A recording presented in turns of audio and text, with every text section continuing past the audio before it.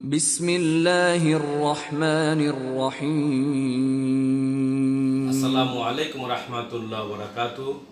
প্রিয় ছাত্রছাত্রী ভাই ও বোনেরা, আজকে আমরা তোমাদেরকে সি প্রোগ্রামের দ্বিতীয় ক্লাস শুরু করব ইনশাআল্লাহ।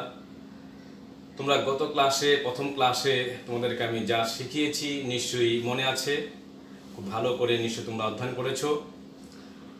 আজকে দ্বিতীয় ক্লাসে ইনশাআল্লাহ তোমাদের সি প্রোগ্রামটা নিজেরাই ইনশাআল্লাহ করতে পারবা। তো প্রথম ক্লাসে তোমাদেরকে আমি যা শিখিয়েছি একটু তোমাদেরকে রিভাইজ দিই। প্রথম ক্লাস তোমাদেরকে শিখিয়েছি অপারেটর, শিখিয়েছি ডাটা, আর শিখিয়েছি আমি কিছু হেডার ফাইল, এবং হেডার ফাইলের অধীনে কিছু ফাংশনগুলো শিখিয়েছি।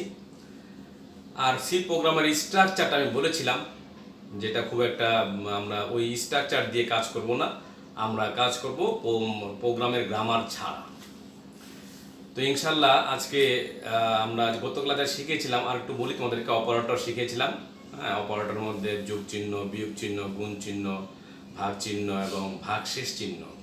এছাড়া আমরা লজিক্যাল অপারেটর, অ্যারিথমেটিক অপারেটর, তারপর তোমার অ্যাসাইনমেন্ট অপারেটর এবং রিলেশন অপারেটর, এই চারটা অপারেটর আমরা আলোচনা করেছিলাম।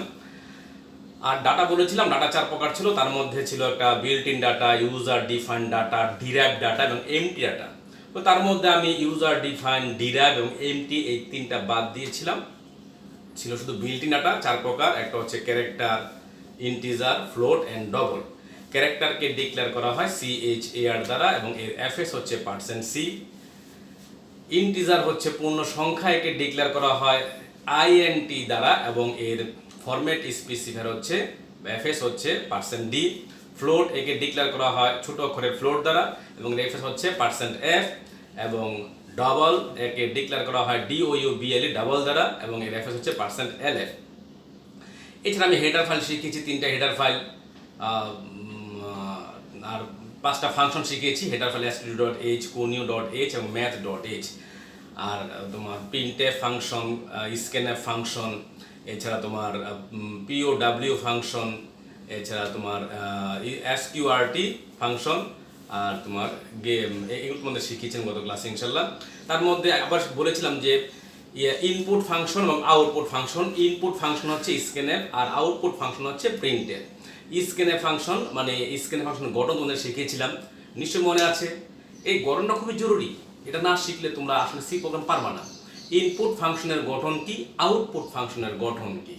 ইনপুট ফাংশনের গঠন হচ্ছে scanf, first bracket, invite comma, FS, তারপর invite comma, comma and variable. আর আউটপুট ফাংশনের কমান্ড হচ্ছে printf। printf থেকে ফার্স্ট ব্র্যাকেট, তারপরে ইনভাইট কমা, টেক্সট লেখার পরে কমা FS লিখবো, তারপরে কমা দিয়ে ভেরিয়েবল। বাস, এটা ছিল তোমার ইনপুট এবং আউটপুট ফাংশন।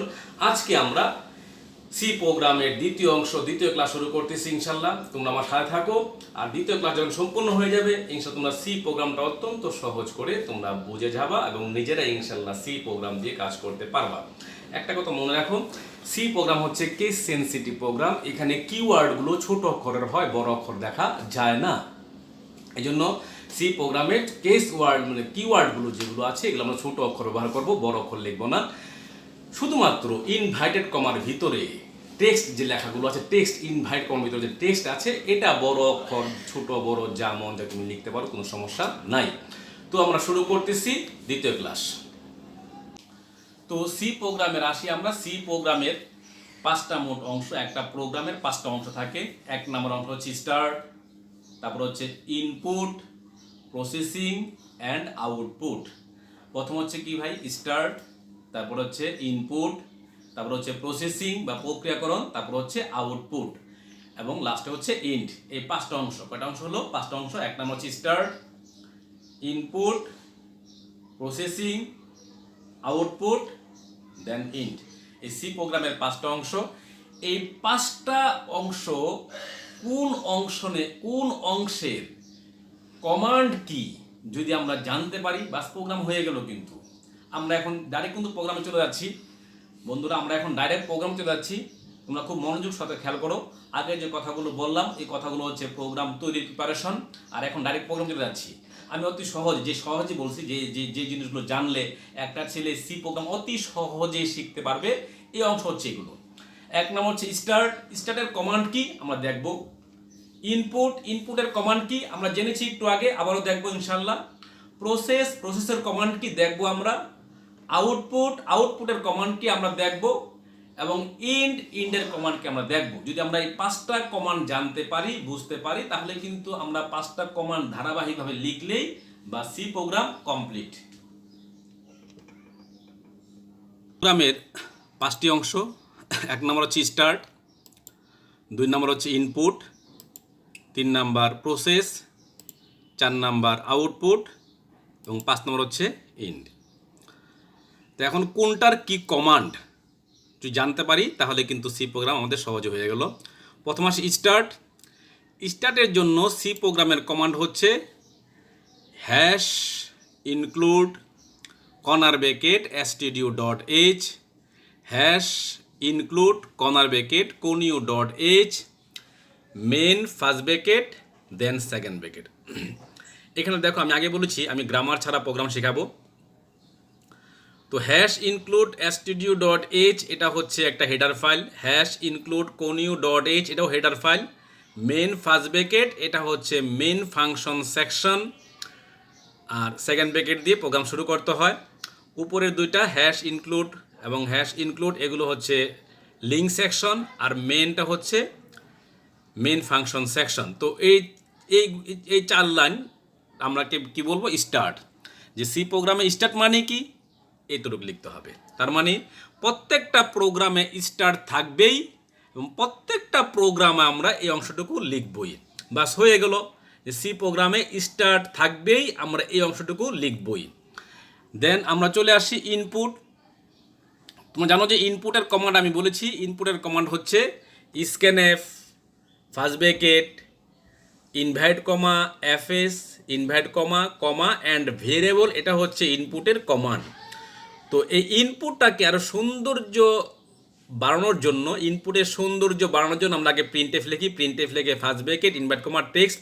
তো আমরা জানি ইনপুট মানে হচ্ছে, এটা শিখে নেই যে ইনপুট মানে হচ্ছে scanf first bracket invite comma FS invite comma and variable, এটা হচ্ছে ইনপুট কমান্ড, আমরা আগেও দেখেছি। তারপর প্রসেসের কমান্ড নো কমান্ড, প্রসেসের কোনো কমান্ড নাই, আমরা কোনো কমান্ড দেব না, যা আছে তাই। প্রসেসের কোনো কমান্ড নাই, সহজ হয়ে গেল কিন্তু।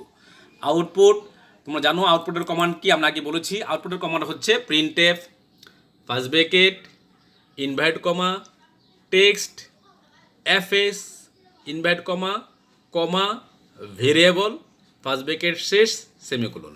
বাস হয়ে গেল, এটা হচ্ছে আউটপুটের কমান্ড। দেন আসি ইনপুটের কমান্ড কি ইন্ডের কমান্ড হচ্ছে gate CH first bracket semicolon second bracket. বাস এই কয়টা জিনিস জানতে পারলে আমরা সি প্রোগ্রাম সহজেই লিখতে পারবো। আমি আবারও বলছি স্টার্ট, আমি ক্লোজ করে দেখাচ্ছি। স্টার্টের কমান্ড হচ্ছে hash include corner bracket stdio.h hash include corner bracket conio.h main first bracket second bracket. Input হচ্ছে scanf first bracket invite comma FS invite comma and variable. প্রসেসের কোনো কমান্ড নাই, নো কমান্ড, কোনো process command নাই। আউটপুটের command হচ্ছে printf first bracket invite comma text, যে কোনো লেখা লিখবো, তারপর এফএস কমা ভেরিয়েবল। ইন্ডের কমান্ড হচ্ছে gate CH first bracket semicolon second bracket. বাস এটা হচ্ছে একটা পুরো প্রোগ্রাম। তুমি যদি এই স্ট্রাকচার তোমার জানা থাকে, ইনশাল্লাহ তুমি যে কোনো প্রোগ্রাম তুমি সহজেই করতে পারবা। ঠিক আছে, তো আমরা এই প্রোগ্রামটা তোমরা এই স্ট্রাকচারটা তোমরা একটু ভালো করে দেখে নাও। স্টার্টের কমান্ড কি, ইনপুটের কমান্ড কি, প্রসেসের কমান্ড কি, আউটপুটের কমান্ড কি, অ্যান্ড ইন্ডের কমান্ড কি। সি এর সাহায্যে প্রোগ্রাম তৈরি করতে হলে আমাদেরকে প্রথমে জানতে হবে অ্যালগরিদম, তারপর শিখতে হবে ফ্লোচার্ট এবং তারপর কোডিং। তো অ্যালগরিদম কি? অ্যালগরিদম হচ্ছে প্রোগ্রামের লিখিত বর্ণনা। আমি যে একটা প্রোগ্রাম তৈরি করব, ওই প্রোগ্রামের লিখিত যে বর্ণনা, কিভাবে আমি প্রোগ্রামটা তৈরি করব, এই কিভাবে প্রোগ্রাম তৈরি করব, এটাকে বলা হয় অ্যালগরিদম। এটা আমরা লিখে বর্ণনা দেব ধাপে ধাপে। অ্যালগরিদম হচ্ছে কোনো একটা কাজকে সহজে সুষ্ঠুভাবে সম্পন্ন করার বিশেষ কৌশলকে বলা হয় অ্যালগরিদম। অ্যালগরিদম তৈরির জন্য প্রথমে ধাপে ধাপে অ্যালগরিদম সম্পন্ন হতে হবে, প্রতিটি ধাপ স্পষ্ট হতে হবে। তো অ্যালগরিদম সহজ হতে হবে অ্যালগরিদম। আর অ্যালগরিদম ব্যাপকভাবে প্রয়োগ উপযোগী হতে হবে। তো অ্যালগরিদম কত ধাপে ধাপে, যেমন ধরো তোমাকে বলা হলো যে 3টি সংখ্যার যোগফল নির্ণয় করার অ্যালগরিদম করো। সেই ক্ষেত্রে আমরা প্রথমে কি করব, যে স্টেপ 1 প্রোগ্রাম শুরু করি। যে প্রোগ্রাম শুরু করি এটা প্রত্যেকটা অ্যালগরিদমে কমন ডায়লগ থাকবেই, যে 1 নাম্বার যে স্টেপ 1 প্রোগ্রাম শুরু করি। 3টি সংখ্যার যোগফল নির্ণয় করতে গেলে কি লাগবে? 1 নাম্বার 3টি সংখ্যা লাগবে। কি লাগবে? 3টি সংখ্যা লাগবে। তো এখানে লক্ষ্য করতে হবে, প্রথমে যে কোনো অ্যালগরিদম করার আগে প্রথমে লক্ষ্য করতে হবে যে এর ইনপুট কি এবং আউটপুট কি। ইনপুট হচ্ছে যেটা আমরা কম্পিউটারে দেব, এটা হচ্ছে ইনপুট। এটা ফলাফল যেটা বের হবে এটাকে বলা হয় আউটপুট। তো 3টি সংখ্যার যোগফল নির্ণয়, এখানে 3টি সংখ্যা হচ্ছে ইনপুট। আর আউটপুট কি? যোগফলটা হচ্ছে আউটপুট। তো এখানে আমরা জেনে গেলাম যে 3টি সংখ্যা হচ্ছে ইনপুট এবং যোগফলটা হচ্ছে আউটপুট। তো আমাকে 3টি সংখ্যার যোগফল নির্ণয় করতে হলে প্রথমে আমাকে বলতে হবে যে প্রোগ্রাম শুরু করি। যে স্টেপ 1 প্রোগ্রাম শুরু করি, এটা কমন ডায়লগ দেওয়া লাগবেই। স্টেপ 2 সংখ্যা 3টি ইনপুট দেই। স্টেপ 2 কি ভাই? সংখ্যা 3টি ইনপুট দেই। ইনপুট হয়ে গেল। স্টেপ 3 যোগফল নির্ণয় করি। এটাকে বলা হয় প্রসেসিং বা প্রক্রিয়াকরণ। স্টেপ 4 এই যে যোগফলটা নির্ণয় করলাম, এই যোগফলটা আমরা এখন আউটপুট দেব। যে যোগফল আউটপুট দেই। স্টেপ 4 হয়ে গেল। স্টেপ 5 হচ্ছে প্রোগ্রাম শেষ করি। এটাও কমন ডায়লগ। তাহলে এখানে স্টেপ 1 প্রোগ্রাম শুরু করি, স্টেপ 5 প্রোগ্রাম শেষ করি। এই দুটো হচ্ছে কমন ডায়লগ। আবার বলছি, স্টেপ 1 প্রোগ্রাম শুরু করি, স্টেপ 2 সংখ্যা 3টি ইনপুট দেই, স্টেপ 3 যোগফল নির্ণয় করি, স্টেপ 4 যোগফল আউটপুট দেই, স্টেপ 5 প্রোগ্রাম শেষ করি। তো এটা হচ্ছে অ্যালগরিদম। আমরা এইভাবে যে লিখিত বর্ণনা দেব, লিখে যে বর্ণনা দেব তাকে বলা হয় অ্যালগরিদম। অ্যালগরিদম করার পরে আমরা করব ফ্লো চার্ট কি? এই যে আমি অ্যালগরিদম করলাম, অ্যালগরিদমটাকে যখন আমরা চিত্রের মাধ্যমে বিশেষ সাংকেতিক চিহ্ন ব্যবহার করে যখন আমরা চিত্রের মাধ্যমে ধারাবাহিকভাবে দেখাবো তাকে বলা হয় ফ্লো চার্ট। যেমন প্রোগ্রামের চিহ্নকে আমি তোমাকে দেখাবো, একটু করে দেখাবো যে ফ্লো চার্টের বিশেষ চিহ্নগুলো কি কি আমি তোমাদের দেখাবো। যে ফ্লো চার্ট হচ্ছে অ্যালগরিদমটাকে যখন আমরা চিত্রের মাধ্যমে বিশেষ সাংকেতিক চিহ্ন ব্যবহার করে চিত্রের মাধ্যমে দেখাবো তাকে বলা হয় ফ্লো চার্ট। ফ্লো চার্টের প্রকারভেদ আছে, ফ্লো চার্টের সুবিধা শর্ত এগুলো আমি এখন স্কিপ করছি, দেখাচ্ছি না এখন। তো তোমাদেরকে সহজে আমি সি প্রোগ্রাম শেখানোর জন্য আপাতত বাদ দিচ্ছি, থিওরিগুলো তোমরা নিজেরা পড়ে নিবা। তো ফ্লো চার্ট হচ্ছে অ্যালগরিদমটাকে যখন চিত্রের মাধ্যমে দেখাবো তাকে বলা হয় ফ্লো চার্ট। আর ফ্লো চার্ট করার পরে আমরা ওই ফ্লো চার্ট দেখে আমরা কোডিং করব। ফ্লো চার্ট দেখে আমরা কোডিং করব। বাস কোডিং করা হয়ে গেল, তো আমাদের প্রোগ্রাম শেষ হয়ে গেল। ঠিক আছে ভাই? তো ইনশাল্লাহ বুঝতে পারছো তো? তো ফ্লো প্রথমে কি করবো? অ্যালগরিদম, তারপরে করব ফ্লো চার্ট, তারপরে করব কোডিং। বিশেষ সাংকেতিক চিহ্নগুলো আমরা দেখব। তো ফ্লো চার্টে ব্যবহৃত বিশেষ সাংকেতিক চিহ্নগুলোর মধ্যে যেমন এটা, এই যে গোল চিহ্নটা, ওভাল চিহ্নটা, এর নাম হচ্ছে স্টার্ট বা এর নাম হচ্ছে ইন্ড। এটাকে বলা হয় স্টার্ট, এটাকে বলা হয় ইন্ড। তারপরে এই চিহ্নটা, সামন্তরিকের মতো চিহ্নটা, এটাকে বলা হয় ইনপুট বা আউটপুট। এটার নামই ইনপুট এবং এটার নামই আউটপুট।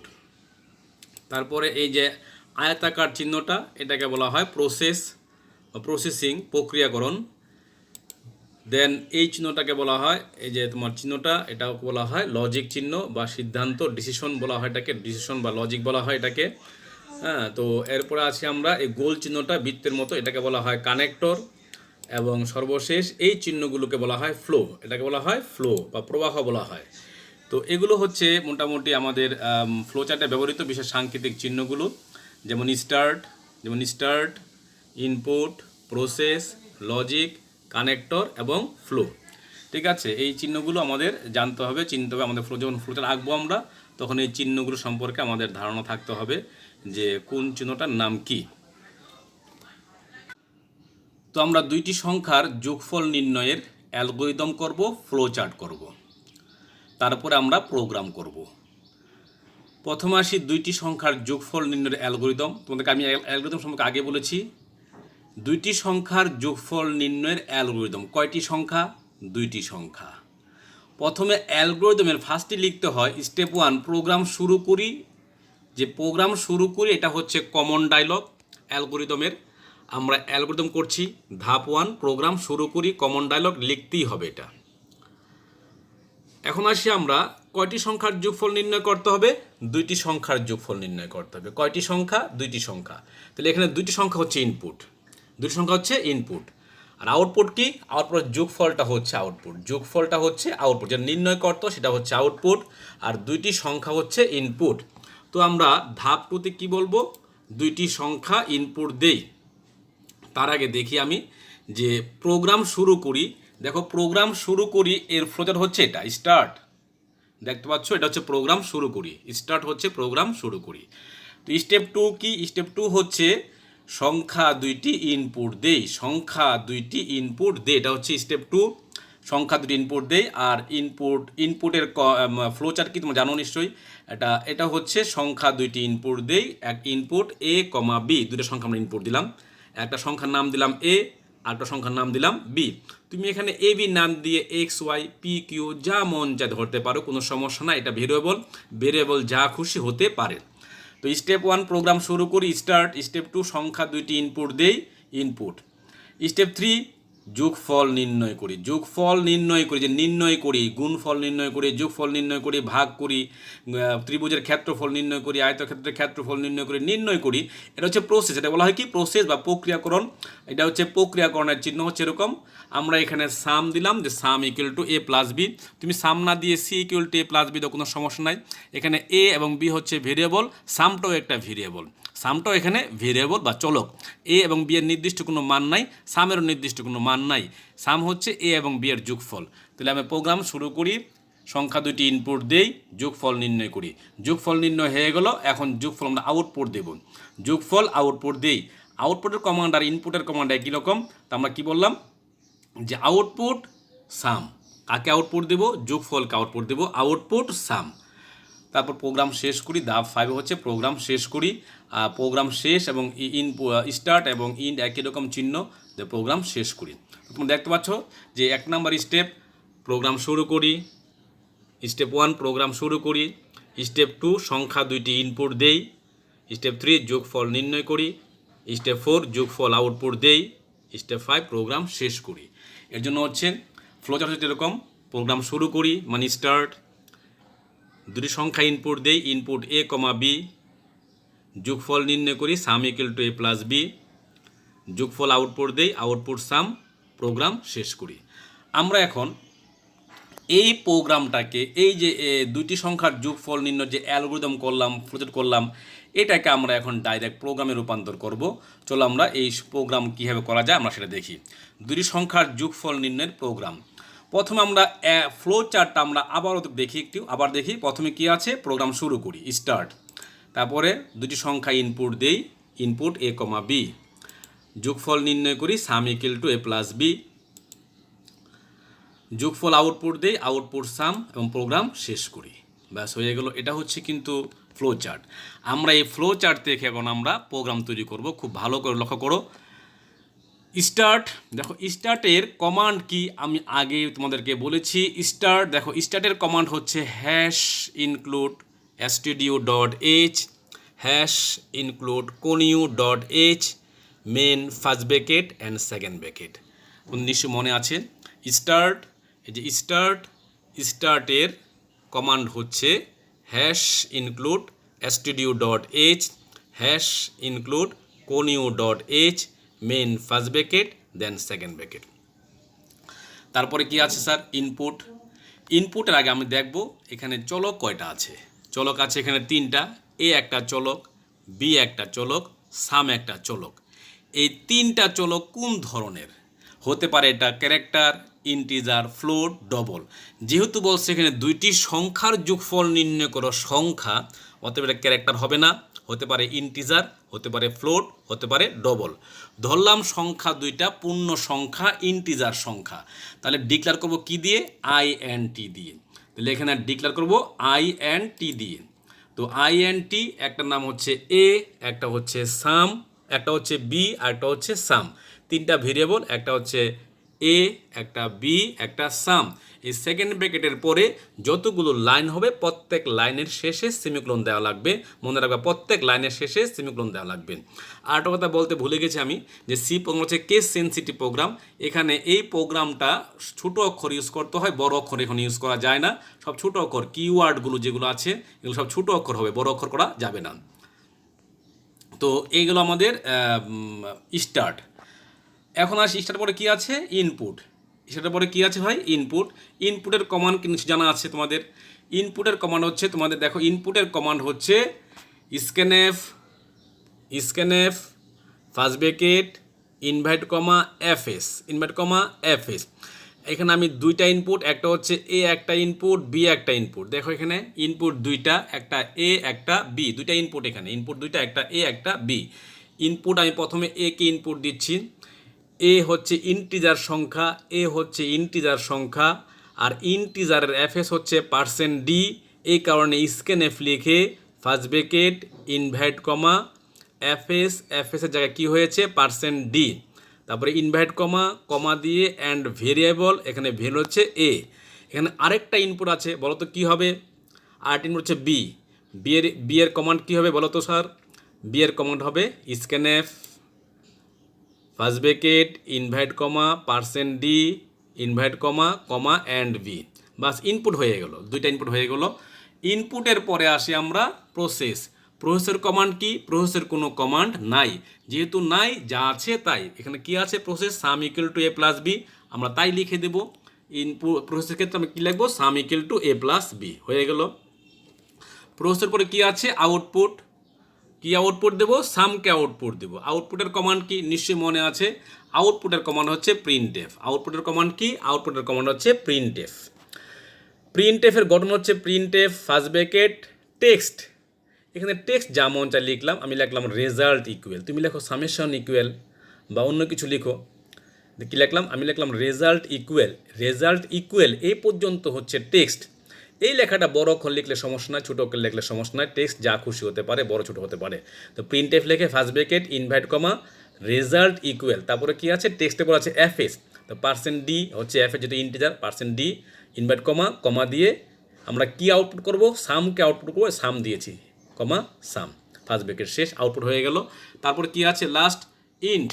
ইন্টের কমান্ড কি তোমাদের মনে আছে নিশ্চয়ই? ইন্টের কমান্ড হচ্ছে get ch first bracket invite comma second bracket. বাস পুরো প্রোগ্রাম কিন্তু হয়ে গেল। এই যে আমি প্রোগ্রামটা করলাম, এটা একটা পূর্ণাঙ্গ একটা প্রোগ্রাম হয়ে গেছে, মোটামুটি একটা প্রোগ্রাম হয়ে গেছে। যে কিন্তু এখানে একটু অপূর্ণ রয়ে গেছে। অপূর্ণটা কি? যে আমি যে এখানে এ কে ইনপুট দিলাম, বি কে ইনপুট দিলাম, আমি উপরের সৌন্দর্য আমি আগে দেখিয়েছি, একটা প্রিন্ট দিয়ে যদি একটা ডায়লগ দিই তাহলে প্রোগ্রামটা সুন্দর হয়। তুমি যদি এটাও লেখো প্রোগ্রাম কিন্তু কারেক্ট হবে। ঠিক আছে, এরপরে এই প্রোগ্রামটাকে আরও সুন্দর করার জন্য আমি যেখানে লিখে দিই printf please enter first number, একটা নাম্বার ইনপুট দাও, তাহলে ইউজাররা বুঝতে পারবে যে আমাকে একটা নাম্বার ইনপুট দিতে হবে, তাহলে প্রোগ্রামটা সুন্দর হয়। আবার এখানে লিখলাম যে please printf please enter second number, যে আরেকটা নাম্বার ইনপুট দাও। এখানে \n দিয়েছি, এর কাজ হচ্ছে নিচে লাইনে যাওয়া। প্রোগ্রামের এই লাইনটা নিচে লিখতে হলে আমরা \n দিতে হয়। তো প্রিন্টএফ \n দিয়ে প্লিজ এন্টার সেকেন্ড নাম্বার, তাহলে এটা একটা পূর্ণাঙ্গ প্রোগ্রাম হয়ে গেল। ঠিক আছে, নিশ্চয়ই ইনশাল্লাহ বুঝতে পারছো। আমরা এখন প্রোগ্রামটাকে কীভাবে কাজ করে আমরা সেটা দেখাবো ইনশাল্লাহ। কীভাবে আমরা ডেফসিতে আমি ডেফসি ইউজ করে দেখাবো কীভাবে প্রোগ্রামটা রান করে। তোমাদেরকে আমি ডেফসিতে এই প্রোগ্রামটা দেখাবো। দেখো আমি ডেফসিটা ওপেন করে রেখেছি এবং এটা হচ্ছে ডেফসি। তো সেখানে আমি প্রোগ্রামটাও আগে লিখে রেখেছি। প্রোগ্রাম দেখো #include stdio.h #include conio.h main first bracket integer a, b, sum printf please enter first number scanf %d and a printf please enter second number scanf %d and b sum equal to a plus b printf summation equal to %d, sum get ch। তো এই প্রোগ্রামটা run করে দেখাচ্ছি আমি এখন। Run করার জন্য আমাকে যেতে হয় প্রথমে, আমি এক্সিকিউটে ক্লিক করব, এক্সিকিউট। এখানে ক্লিক করার পর প্রথমে কম্পাইল করে নিতে হবে। কম্পাইল করলাম। কম্পাইল করার পর দেখো এখানে কোনো ভুল ত্রুটি নাই, ভুল থাকলে লাল রং হতো। তারপর আমি আবার এক্সিকিউটে গেলাম। এক্সিকিউটে গিয়ে আমি রানে ক্লিক করলাম। রানে ক্লিক করার পর এই ধরনের একটা ডায়লগ বক্স, আউট বক্স চলে আসবে, আউটপুট বক্স চলে আসবে। এখানে তুমি দেখে নাও, আমি তোমাকে দেখাচ্ছি স্পষ্ট করে। লেখা আছে প্রিন্টে প্লিজ এন্টার ফার্স্ট নাম্বার, যেটা আমরা প্রিন্ট এফে কমান্ড লিখেছিলাম। ধরো একটা নাম্বার এখানে ইনপুট দেওয়া লাগবে। আমি একটা নাম্বার, যে কোনো একটা নাম্বার আমি ইনপুট দিচ্ছি। ধরো নাম্বারের ভিতর 50। এন্টার দিলাম। এন্টার দেওয়ার পর আবার লেখা আসলো প্লিজ এন্টার সেকেন্ড নাম্বার, আরেকটা নাম্বার তোমাকে ইনপুট দিতে বলছে। আমি দিলাম 60। এখন এন্টার দেওয়ার সাথে সাথে সে দেখাবে সামেশন ইকুয়াল টু 110। হয়ে গেল প্রোগ্রাম, ঠিক আছে। তো এখানে এই যে please enter first number, please enter second number, এটা কেন আসলো? যেহেতু এখানে ওই দেওয়া ছিল প্লিজ এন্টার ফার্স্ট নাম্বার। ধরো আমি এই লেখাটা লিখলাম না, তোমাকে আমি আগে বলেছিলাম যে এটা অপশনাল, এটা লিখলেও হয়, না লিখলেও সমস্যা নাই। ধরো আমি এই লেখাটা কেটে দিলাম, আমি লিখলাম না, প্লিজ এন্টার ফার্স্ট নাম্বার লিখলাম না, এবং আমরা এই প্লিজ এন্টার সেকেন্ড নাম্বার এই লেখাটা আমরা লিখলাম না। না লিখে এখন কি প্রোগ্রাম রান করবে? অবশ্যই রান করবে, কিন্তু একটু সমস্যা হবে, বুঝতে সমস্যা হবে। ধর আমি এক্সিকিউটে ক্লিক করলাম, কম্পাইলে আমরা ক্লিক করলাম। কম্পাইলে ক্লিক করলে কোনো ভুল ত্রুটি নাই, ভুল থাকলে দেখাতো এখানে, কিন্তু ভুল নাই। আমি আবার এক্সিকিউটে ক্লিক করে আমি এখন রানে ক্লিক করে দিচ্ছি। প্রোগ্রাম কিন্তু কম্পাইল, এক্সিকিউটে ক্লিক করে রানে ক্লিক করলাম। রানে ক্লিক করার পর ডায়লগ বক্সটা, এখন এখানে কি লেখা আছে? প্লিজ এন্টার ফার্স্ট নাম্বার লেখা নেই। তার মানে এখানে প্রোগ্রামটা সঠিক আছে, এখানে কার্সরটা আপ ডাউন করতেছে, কিন্তু এখানে কিন্তু কোনো লেখা নেই। তুমি এখন যারা যে ইউজার সে কিন্তু বুঝবে না কি করতে হবে। দেখো আমি এখানে যদি 50 লিখলাম, 50 লিখলাম, লেখার পর আমি যদি এন্টার দিই, 50 লিখছি, তারপর আমি এন্টার দিলাম। এন্টার দেওয়ার পর লিখলাম 60, লেখার পর আমি এন্টার দিলে দেখাচ্ছি সামেশন ইকুয়াল টু 110। প্রোগ্রাম কিন্তু হয়েছে, কিন্তু প্রোগ্রামের সৌন্দর্যটা একটু নষ্ট হয়েছে। এই জন্য আমরা ইনপুটের আগে, ইনপুট কমান্ডের আগে আমরা ওই তোমার প্লিজ এন্টার ফার্স্ট নাম্বার এবং প্লিজ এন্টার সেকেন্ড নাম্বার এই কথাটা লিখলে প্রোগ্রামটা সুন্দর হয়। আশা করি তোমরা সি প্রোগ্রামটা অত্যন্ত সহজ করে তোমরা শিখতে পেরেছো। তো এই হচ্ছে মোটামুটি সি প্রোগ্রাম। আশা করি ছাত্রছাত্রীরা আমার এই ক্লাসে ইনশাল্লাহ তোমরা সি প্রোগ্রামটা খুব ভালো করে বুঝেছো। তো এখানে আমি তোমাদেরকে যোগ শিখিয়েছি, দুটি সংখ্যার যোগফল নির্ণয় শিখেছি। আমার পরবর্তী ভিডিওতে আমি ইনশাল্লাহ দুটি সংখ্যার বিয়োগফল, গুণফল, ভাগফল, গড় নির্ণয় ইত্যাদি শিখাবো। তো তোমরা বাসায় একটু প্র্যাকটিস করো, যেটা শিখালাম ইনশাল্লাহ প্র্যাকটিস করো, আর পরবর্তী ভিডিওর জন্য অপেক্ষা করো। ইনশাল্লাহ আমরা পরবর্তী ভিডিওতে ইনশাল্লাহ বাকিগুলো দেখাবো। আশা করি তোমরা 7টা ক্লাস, 2টা ক্লাস তো হলো, আর 5টা ক্লাস আমার সাথে থাকলে ইনশাল্লাহ সি প্রোগ্রাম পুরোপুরি বুঝে যাবা। তো এখানে আমি শেষ করছি। ভালো থাকো, সুস্থ থাকো। এছাড়া আরেকটা কথা বলি তোমাদেরকে, যে 5 ওয়াক্ত নামাজ পড়বা, আল্লাহকে স্মরণ করবা, তওবা ইস্তেগফার বেশি বেশি করবা। আর একটা আমলের কথা বলে দিই। একটা আমল শোনো, যে কেউ যদি, কোনো মুসলমান ব্যক্তি যদি 10 বার সূরা ইখলাস পড়ে, আল্লাহ তাআলা তার জন্য জান্নাতে একটা বালাখানা তৈরি করে দেয়। সুবহানাল্লাহ। আর বলছি, কেউ যদি 10 বার বিসমিল্লাহির রহমানির রহিম পড়ে, আল্লাহ তাআলা তার জন্য জান্নাতে একটা বালাখানা তৈরি করে দেয়। 10 বার সূরা ইখলাস পড়তে সময় লাগে 2 থেকে 2.5 মিনিট। আশা করি এই আমলটা করবা। সবাইকে ধন্যবাদ। ولم يكن له كفوا أحد